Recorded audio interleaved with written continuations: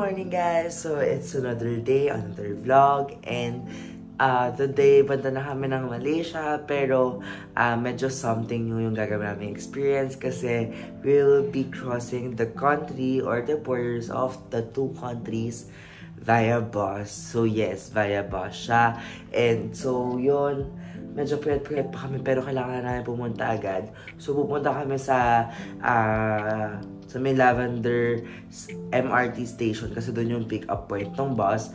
Tapos yung mag-early check-in lang kami dito sa hotel namin kasi 8:59 yung ticket namin sa bus. So online booking lang din siya. We book it through Transstar, yung website nila mismo. So online payment din siya. So let's go and let's see kung okay ba tong luxury bags bus na to. So guys, we're now here at the pick up location. Medyo na sobrahan lang kami ng konti kasi suko yung taxi driver, grab rider. Bawal pala mag-drop dun sa may malapit sa bus stop or sa lane. Kasi magkakakain sila, so para picture sila. Actually, sobrang chikadora na, no? Super.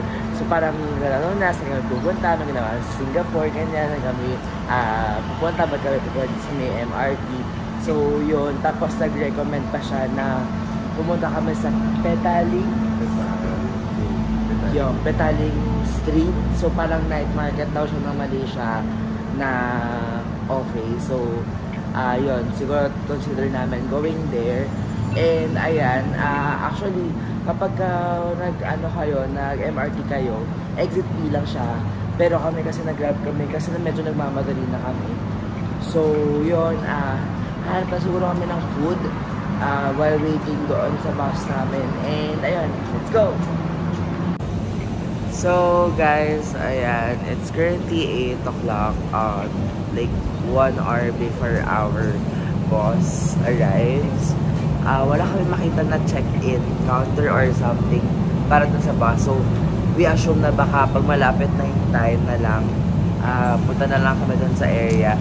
Pero for now, kain muna kami kasi nagmamadali kanina, hindi pa kami nakakakain. So let's go!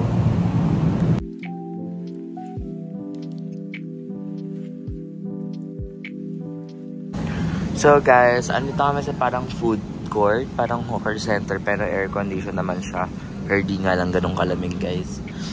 So yun, so hindi pa rin kami natatapos sa frustration namin sa fried rice. Tapos ito parang beef or pork, I'm not sure. Tapos I love fried rice pa din, and then yung fish naman.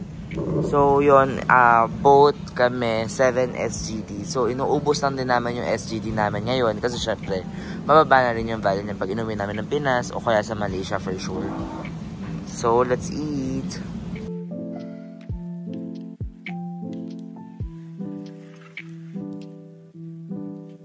So guys, I'm going to Toast Box. So yun yung dati namin kinakainan or like kino-coffeehan nung andito kami dati sa Bugis area. Tapos I'm craving for the Kaya Toast. So I'm getting one before our bus trip kasi na-miss ko siya. So yun, let's go and buy muna.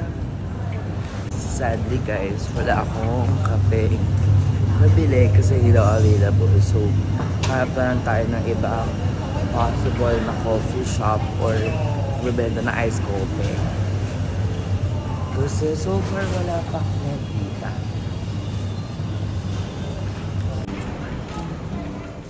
Guys, we are currently here outside and yun, medyo mahirap lang kasi walang check-in counter, walang anyone to help or walang screen kung paparating na ba yung bus mo. And it's now 8:59, which is our time na nandun sa ticket, and still wala pa rin yung bus namin.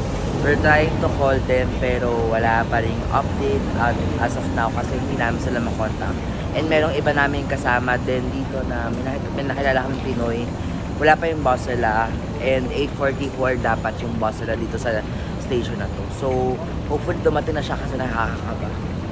Guys, ayan, wala kami kamalay-malay. Pero bigla may umikot na lang na girl. Tapos, nagtatanong siya nung dun sa na-meet namin. Tapos, nagtanong din ako, bakit pa yung ticket? Tapos nagulat na lang ako, kami pala yung hinahanap niya. So, ayun, medyo magulo lang kasi, syempre we were expecting na yung mismong main boss na namin yung makukuha namin. Pero, ngayon, parang ina-transfer kami doon sa station kung saan yung solitaire kasi hindi ko alam o hindi siya natutuloy yung siguro yung ikot. So yun, baka kami lang kasi yung nandun sa station na yun. So sinundo na lang kami ng ibang bus, normal na bus as you can see. So yun, papunta kami doon tapos tinanaman ko paano mangyayari, medyo magulo pero please be aware na lang kung ano yung mga bus na dumarating kasi medyo magulo siya.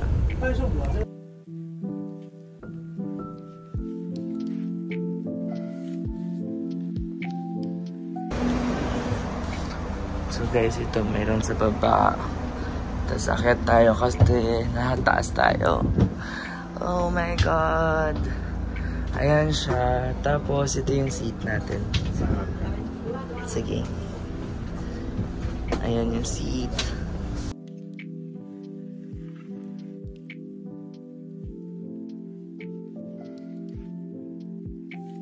So guys, ayan. Sobrang apat lang kami so far. Hindi ko alam kung may dadaanan pa ba. Pero yun. Okay naman siya. May TV din dito. And then, nare-recline yung chair. Kasi hindi ko pa siya naaalala masyado. So, wait na lang natin siguro na may mag-assist natin. So, yun. Wait lang natin yung ibang update. So, guys, ayan. Medyo umano na siya. So, ayan. Yung sa niya, reclining siya. So, pwede kang parang mahiga. Ayan. Ganyan. Tapos, yung mo din, yung bed mo din, pwede mo siya igalaw-galaw dito. May settings dito. Ayan. Tapos, ayan, nandun yung bag ko. Tapos, meron ditong TV. Ayan. Pero, ayan. Enter. Pero, syempre, may commercial. Syempre. So, yun. 95 seconds. Grabe naman yung commercial din. Pero, wala akong plan manood ng TV. Tapos, guys, dito meron ditong ito yung button ng pang recline, tapos ito massage to. So sa massage pwedeng auto, full, step or off, diba? Yun. So ayan siya. So, ayan, tingnan natin kung anong meron sa TV nila. So English, okay, may ebook, yan, may movies, audio, games, about, and itinerary. Ito natin yung itinerary natin kung accurate. Medyo ayaw niya na mapindot. So, sa movies tayo. Ayan. So, latest. Yan. Yun. Very limited lang yung movies. Then, ayan. Yung mga options naman dyan. Kung ano dyan. Tapos natin kung may games talaga. Oh, may Super Mario, may Fruit Cut, Angry Birds. Siguro syempre for mga kiddos. Then may ebook din. May dala. Ayan. Syempre di tayo magpapasa, di tayo magpapanggap, diba? So, ayan. Pero yung itinerary, hindi siya clickable. So, yun. About dito ba? Ayan. About sa TranStar siya. Akala ko naman about sa itinerary natin. So, ayun lang. Wala naman akong plano dyan. So, tabi na natin. Tapos, meron pa ng free bottled water dito. Dito nakalagay. Kaso nalagay ko dito yung coffee. So, let's go!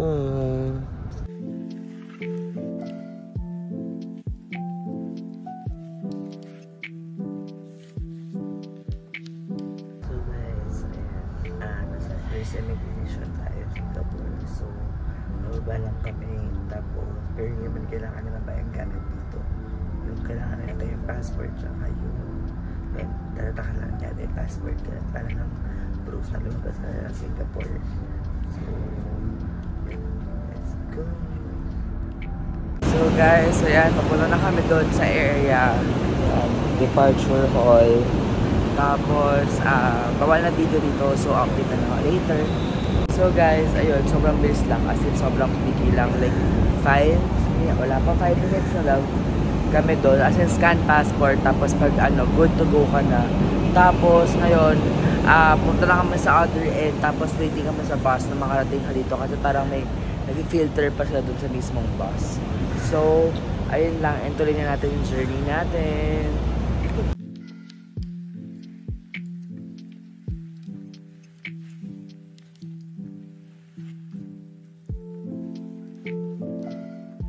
So guys, we're done with the immigration process. So itong immigration na second stop, kailangan ibaba yung luggage nyo. Then, yan, very quick lang naman. Scan, tapos, kasi ito yung parang entry point ng Malaysia. So, kung kanina, Singapore immigration, ngayon Malaysia immigration siya. So ngayon, ito na kami sa other end, tapos, ito na yung boss nyo na maghintay sa inyo. Sobrang comfortable ng tulog ko. Ko love. Grabe, as in, ang happy nung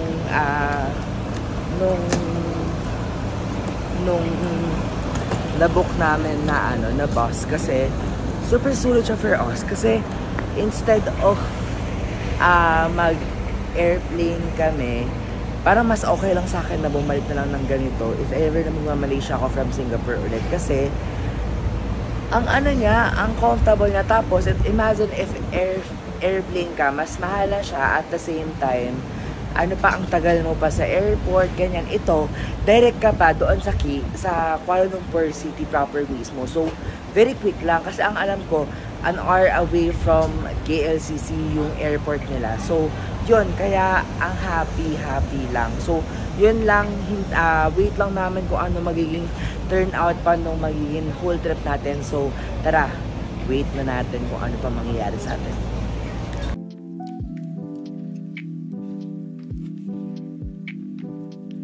So guys, nag-stop lang kami dito. Tapos parang ito yung partner nila na cafe.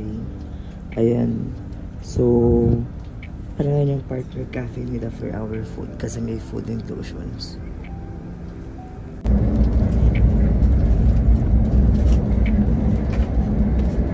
Thank you.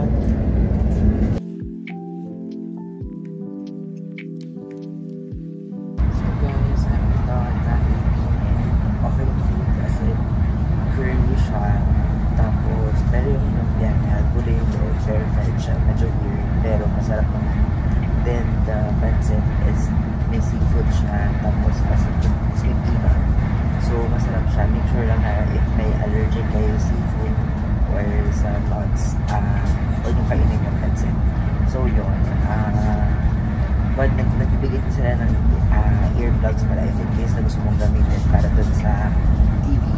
And, ayun, siguro ang ETA namin is around 3 p.m. So, most probably 3 hours pa yung biyahe. So, tuloy-tuloy na. Tapos na tayo sa immigration. And, tapos na naman tayo kumain. Hindi ko lang alam kung may bus stop pa itong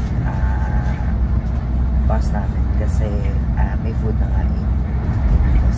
So, yun lang. Let's go.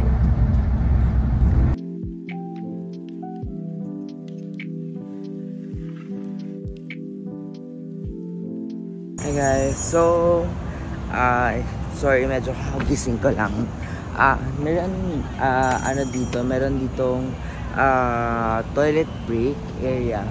So 10 minutes yung binigay namin na break time para makapag-toilet. Pero may mga vendors din dito. Pero yun, if nagugutom kayo. Kanina sa may immigration, may CR naman, and at the same time doon sa immigration, para sa immigration, nag-CR kami kanina. Okay naman. So, yun, tuloy lang namin. It's currently 1:23 and tuloy-tuloy naman na siguro yung process namin. So, yun, let's go. Tuloy na natin to.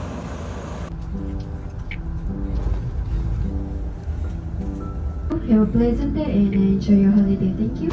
So guys, we're now here at Desire Times Square. So, dito yung drop nung bus namin. And guys, super okay, as in super sulit talaga, promise. If extra budget, you'll go for the solitaires, yung bongga. Kasi talagang super bongga niya. Tapos, may free, pwede rin kayong, parang every time na may snack, meron ding free coffee, free tea, depende sa inyo. Tapos, water, ganyan, may biscuit. So, madaming mga free na hindi ko nasama sa video kasi tulog ako ng tulog. So, yun lang for this video. Wait nyo yung sunod sa video and tingnan natin kung ano magagawa natin today and kung asaan yung hotel natin. Let's go! Don't forget to subscribe, comment down below, and like this video. And bye! Don't forget, it's Sir Gigi.